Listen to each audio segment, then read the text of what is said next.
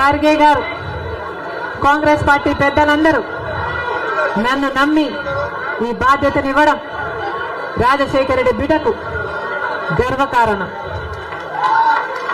మరొక్కసారి చేతులు జోడించి ఇంత బాధ్యతను, ఇంత నమ్మకాన్ని నా మీద ఉంచినందుకు మరొక్కసారి కృతజ్ఞతలు చెప్పుకుంటుంది రాజశేఖర రెడ్డి బిడ్డ.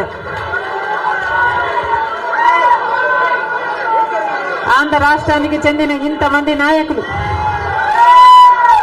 ఆంధ్ర రాష్ట్రానికి చెందిన ఇంతమంది కాంగ్రెస్ నాయకులు, కాంగ్రెస్ నమ్మకస్తులు,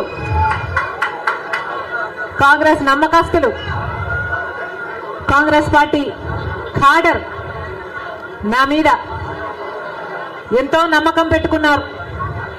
నేను రావాలని కాంగ్రెస్ పార్టీ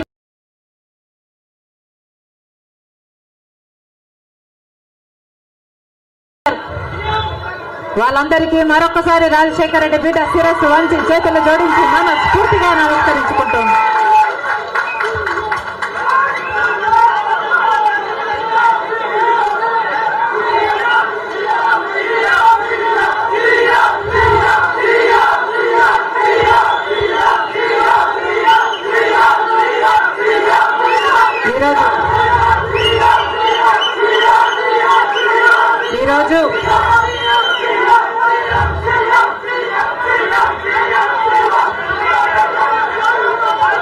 ఈరోజు ఒక్కసారి మీకు తెలియని విషయం కాదు, మీడియాకు తెలియని విషయం కాదు, ప్రజలకు తెలియని విషయం కాదు, కానీ గత 5 సంవత్సరాలుగా ఆంధ్ర రాష్ట్రంలో యువజన, శ్రామిక, రైతు కాంగ్రెస్ పార్టీ అధికారంలో ఉంది. అంతకుముందు 5 సంవత్సరాలు తెలుగుదేశం పార్టీ అధికారంలో ఉంది.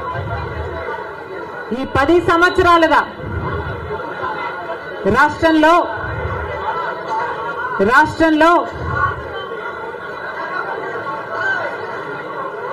అభివృద్ధి జరిగిందా అంటే ఏమిటి సమాధానం?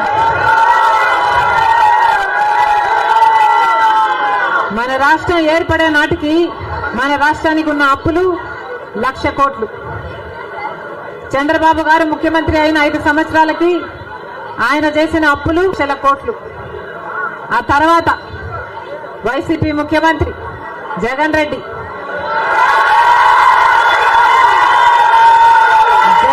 గారు చేసిన అప్పులు 3,00,000 కోట్లకు పైన. మొత్తంగా ఈరోజు అప్పులు 6,500,000 కోట్లు. రాష్ట్రానికి చెందిన అప్పులు, కార్పొరేషన్లకు చెందిన లోన్లు, చెల్లించాల్సినవన్నీ కలుపుకుంటే 10,00,000 కోట్ల అప్పుల భారం ఆంధ్ర రాష్ట్రం మీద ఉంది. మరి ఇంత అప్పులు చేశారే, ఇన్ని డబ్బులు తెచ్చారే, మరి రాష్ట్రంలో ఏదైనా అభివృద్ధి జరిగిందా అని భూతద్దం పెట్టి చూసినా ఎక్కడా కనిపించదు. రాజధాని ఉందా? రాజధాని కట్టగలిగారా? రాజధాని కట్టడానికి డబ్బులు లేవు. కనీసం ఒక మెట్రో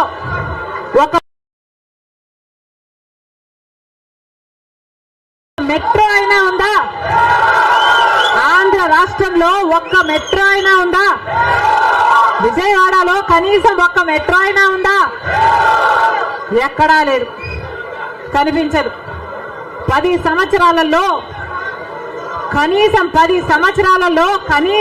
10 కొత్త పెద్ద పరిశ్రమలైనా వచ్చినాయా? రాలేదు. పరిశ్రమలు వస్తే మన బిడ్డలకు ఉద్యోగాలు వచ్చేవి. వచ్చినాయా మన బిడ్డలకు ఉద్యోగాలు? రాలేదు. కనీసం రోడ్లు వేసుకోవడానికి కూడా డబ్బులు లేవు ఆంధ్ర రాష్ట్రంలో. కనీసం ప్రభుత్వ ఉద్యోగస్తులకు జీతాలైనా సమయానికి ఇస్తున్నారా? దానికైనా డబ్బులున్నాయా? దానికి కూడా డబ్బులు లేవు. దేనికి డబ్బులు లేవు. అభివృద్ధి జరగలేదు, కానీ దళితుల మీద జరిగే దాడులు మాత్రం 100% పెరిగాయి. ఎక్కడ చూసినా ఇసుక మాఫియా, ఎక్కడ చూసినా లిక్కర్ మాఫియా, ఎక్కడ చూసినా మైనింగ్ మాఫియా, ఎక్కడ చూసినా దోచుకోవడం దాచుకోవడం. ఇంతకంటే ఏం జరిగింది? 10 సంవత్సరాలు అయింది మన రాష్ట్రం ఏర్పడి. స్పెషల్ స్టేటస్ గురించి, స్పెషల్ స్టేటస్ వస్తే మన రాష్ట్రానికి స్పెషల్ స్టేటస్ వస్తే, ఆంధ్ర రాష్ట్రానికి స్పెషల్ స్టేటస్ వస్తే ట్యాక్స్ రిడక్షన్స్ వస్తాయి, రాయితీలు ఇన్సెంటివ్స్ వస్తాయి, పరిశ్రమలు వస్తాయి. పరిశ్రమలు వస్తే మన బిడ్డలకు ఉద్యోగాలు వస్తాయి. కానీ 10 సంవత్సరాలైనా స్పెషల్ స్టేటస్ మాత్రం ఆంధ్ర రాష్ట్రానికి రాలేదు. రాలేదు అనడం కంటే పాలకులు తేలేకపోయారు అనడము కరెక్ట్. ఉత్తరాఖండ్ లో స్పెషల్ స్టేటస్ వస్తే 2000 కోట్ల పరిశ్రమల స్థాపన జరిగింది. దాంతో ఉద్యోగ అవకాశాలు 500% పెరిగాయి. హిమాచల్ ప్రదేశ్ లో స్పెషల్ స్టేటస్ వాళ్ళకి ఇస్తే 10,000 పరిశ్రమల స్థాపన జరిగాయి. మరి మనకుందా స్పెషల్ స్టేటస్? ఎందుకు లేదు స్పెషల్ స్టేటస్? ఎందుకంటే పాలకులు స్పెషల్ స్టేటస్ తేవడంలో విఫలమయ్యారు, వాళ్ళకు చేత కాలేదు కాబట్టి. కాంగ్రెస్ పార్టీ ఆ రోజు స్పెషల్ స్టేటస్ 5 సంవత్సరాల కోసం ఇవ్వాలి అంటే బీజేపీ పార్టీ ఏమండి 10 సంవత్సరాలు ఇవ్వాలి అని ఎలక్షన్లలో ఊదరగొట్టారు. 10 సంవత్సరాలు ఇస్తాము మేము అధికారంలోకి వస్తే అని. ఇక చంద్రబాబు గారు అయితే 15 సంవత్సరాలు మాకు స్పెషల్ స్టేటస్ కావాలి అని కొట్లాడాడు. ఇదే చెప్పాడు, 15 సంవత్సరాలు స్పెషల్ స్టేటస్ కావాలి, అందుకే నేను బీజేపీ పార్టీతో పొత్తు పెట్టుకుంటున్నా అని బీజేపీ పార్టీతో పొత్తు పెట్టుకున్నాడు. వాళ్ళ మంత్రివర్గంలో కేంద్ర మంత్రులు కూడా అయ్యారు టీడీపీ నాయకులు. ముఖ్యమంత్రి అయిన తర్వాత స్పెషల్ స్టేటస్ కోసం చంద్రబాబు గారు ఎప్పుడైనా ఒక్కటైనా నిజమైన ఉద్యమం చేశారా అంటే చేయలేదు. చేయకపోక ఉద్యమం చేసే వాళ్ళ మీద కేసులు పెట్టారు, వాళ్ళను జైల్లో కూడా పెట్టాడు చంద్రబాబు గారు. ఆ సమయంలో ప్రతిపక్ష నాయకుడు జగన్ రెడ్డి గారు ప్రతిపక్ష నాయకుడుగా ఉన్నంత కాలం స్పెషల్ స్టేటస్ మనకు రావాలి అని ప్రతిరోజు కొట్లాడాడు. నిరాహార దీక్షలు కూడా చేశారు. ప్రతిపక్షంలో ఉండగా అవిశ్వాస తీర్మానం, ప్రతిపక్షంలో ఉండగా ఏమా ప్రభుత్వం వాళ్ళు ఎవరైనా ఉన్నారు ఇక్కడ? ప్రతిపక్షంలో ఉండగా జగన్ రెడ్డి గారు చెప్పిన మాట, మేము అవిశ్వాస తీర్మానం ప్రవేశపెడతాము, తెలుగుదేశం పార్టీ ఎంపీలు అందరూ కూడా మద్దతు ఇవ్వండి, మూకుమ్మడి రాజీనామాలు చేస్తే స్పెషల్ స్టేటస్ ఎందుకు రాదో చూస్తారన్నాడు జగన్ రెడ్డి. ఆఖరికి జగన్ రెడ్డి గారు ముఖ్యమంత్రి అయిన తర్వాత ఒక్కటైనా నిజమైన ఉద్యమం చేశాడా స్పెషల్ స్టేటస్ కోసం?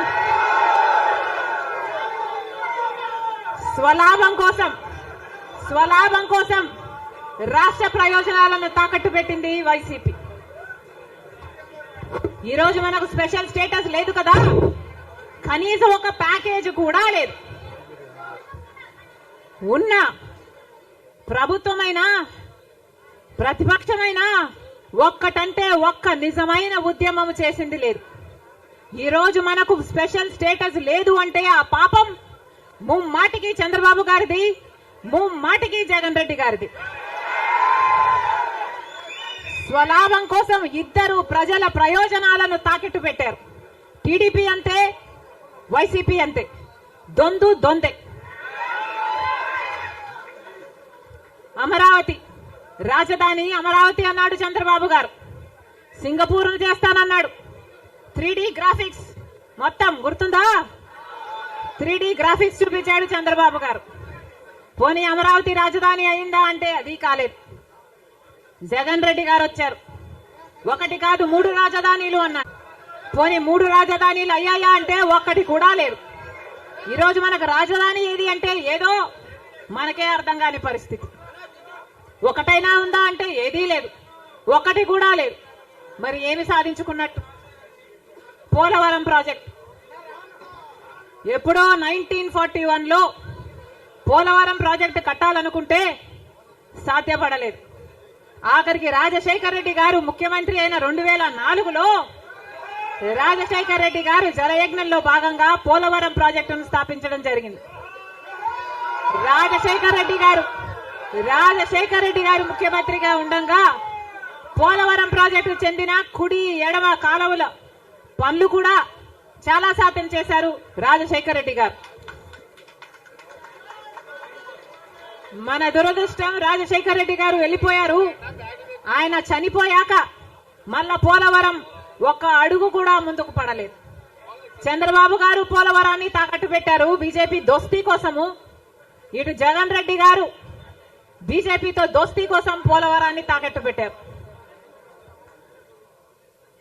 అంతేకాదు బీజేపీ అధికారంలో 10 సంవత్సరానికి 2 కోట్ల ఉద్యోగాలు ఇస్తామంది బీజేపీ పార్టీ. 10 సంవత్సరాలలో ఎన్ని కోట్లు వచ్చుండాలి?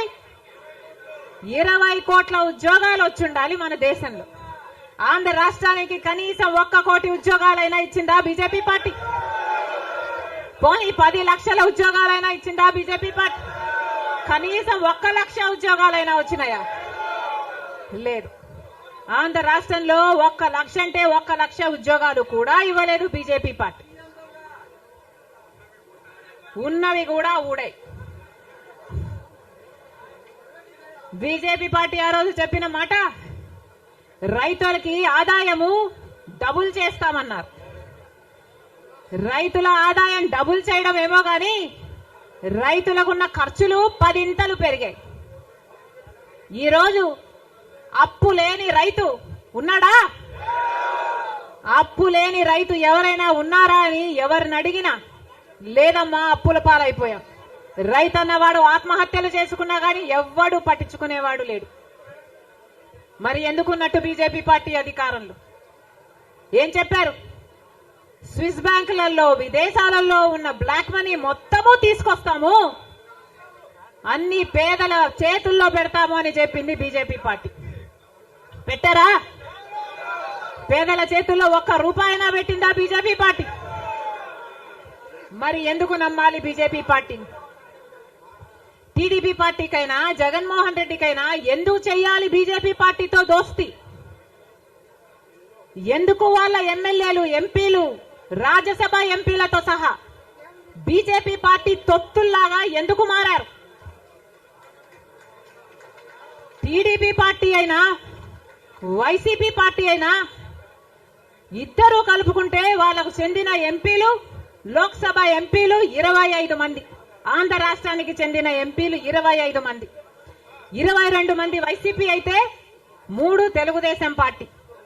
కానీ మొత్తం 25 మంది ఎంపీలు బీజేపీ పార్టీ చేతుల్లో ఉన్నారు.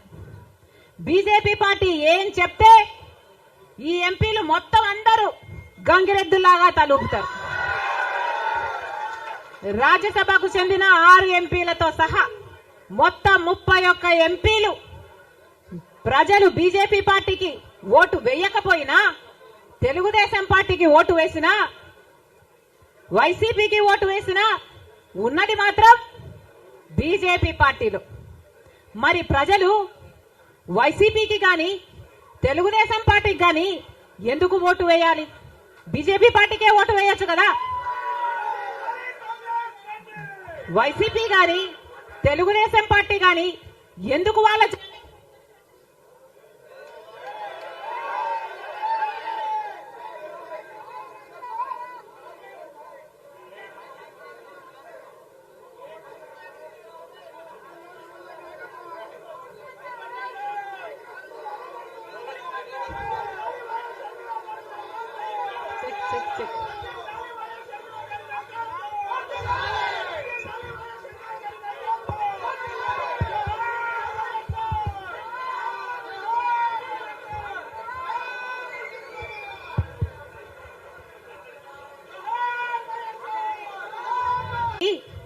బీజేపీ పార్టీకి అమ్ముడు పోవడానికి వైసీపీ పార్టీ నుంచి ఎందుకు పోటీ నిలబెట్టారు?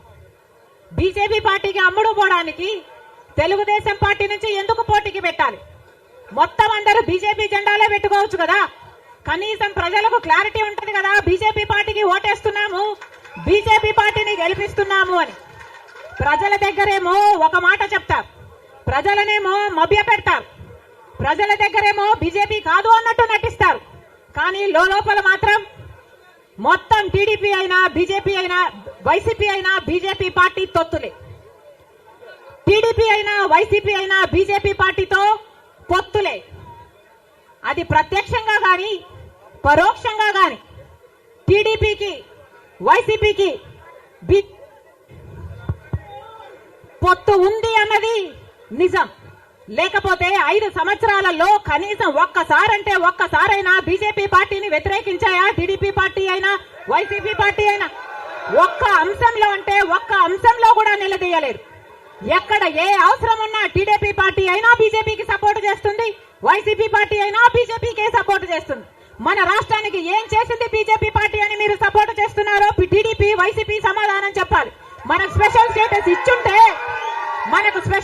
ఇచ్చుంటే మీరు సపోర్ట్ చేయండి, ప్రజలు కూడా సపోర్ట్ చేస్తారు. మనకు పోలవరం జాతీయ ప్రాజెక్టు చేసి 90% నిధులు ఇస్తామన్న మాట నిలబెట్టుకుని ఉంటే మీరు బీజేపీ పార్టీకి సపోర్ట్ చేయండి, ప్రజలు కూడా హర్షిస్తారు. ఒకవేళ మనకు రాజధాని కట్టడానికి నిధులు ఇచ్చుంటే టీడీపీ పార్టీ అయినా వైసీపీ పార్టీ అయినా బీజేపీ పార్టీకి మీరు మద్దతు ఇవ్వండి, ప్రజలు కూడా హర్షిస్తారు. 2 కోట్ల ఉద్యోగాలలో మన బిడ్డలకు ఉద్యోగాలు ఇవ్వలేదు, మన రైతులను పట్టించుకోలేదు, మనకు స్పెషల్ స్టేటస్ లేదు, మనకు ఏ మాత్రం పట్టించుకోని పార్టీకి వైసీపీ అయినా టీడీపీ పార్టీ అయినా ఎందుకు మద్దతు ఇస్తున్నారో ప్రజలకు సమాధానం చెప్పాలి. ఆఖరికి మణిపూర్ లో ఎంతమంది క్రైస్తవులను 2,000 చర్చిలను ధ్వంసం చేసిన 60,000 క్రైస్తవులని నిర్వాసితులను చేసిన కనీసం అప్పుడు కూడా జగన్ రెడ్డి గారు క్రైస్తవుడు అయ్యుండి కూడా ఒక్కసారి కూడా మణిపూర్ ఘటన మీదే మాట్లాడలేదు. మరి క్రైస్తవుల కడుపు మండిపోదా? క్రైస్తవులకు మనసు లేదా? క్రైస్తవులు మనుషులు కారా?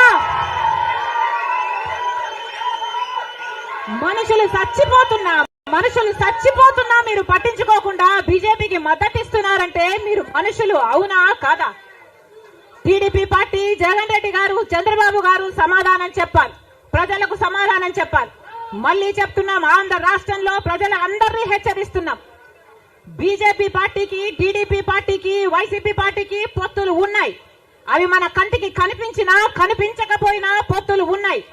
గత 5 సంవత్సరాలుగా చూశాం. టీడీపీ ఎంపీలైనా వైసీపీ ఎంపీలైనా బీజేపీకే మద్దతు ఇచ్చాయి, ప్రతి అంశంలో వాళ్ళ పక్కన నిలబడ్డారు. ఆఖరికి మణిపూర్ అంశంతో సహా బీజేపీ పార్టీకి తెలుగుదేశం పార్టీ వైసీపీ పార్టీ మద్దతు ఇచ్చిన మాట వాస్తవం. మళ్ళీ ఆంధ్ర రాష్ట్ర ప్రజలు వైసీపీకి ఓటేసినా అది బీజేపీకే పడుతుంది, మళ్ళీ ఆంధ్ర రాష్ట్రంలో టీడీపీకి ఓటేసినా అది మళ్ళీ బీజేపీకే పడుతుంది. వీళ్ళిద్దరూ కలిసి బీజేపీని బలపరుస్తున్నారు తప్ప ఆంధ్ర రాష్ట్ర ప్రజల మేలు కోసం ఆలోచన చేయడం లేదు, ఆంధ్ర రాష్ట్ర ప్రజల ప్రయోజనాల కోసం ఆలోచన చేయడం లేదు. స్వలాభం కోసం ఆంధ్ర రాష్ట్ర ప్రజలను తాకట్టు పెట్టారు అన్నది వాస్తవం.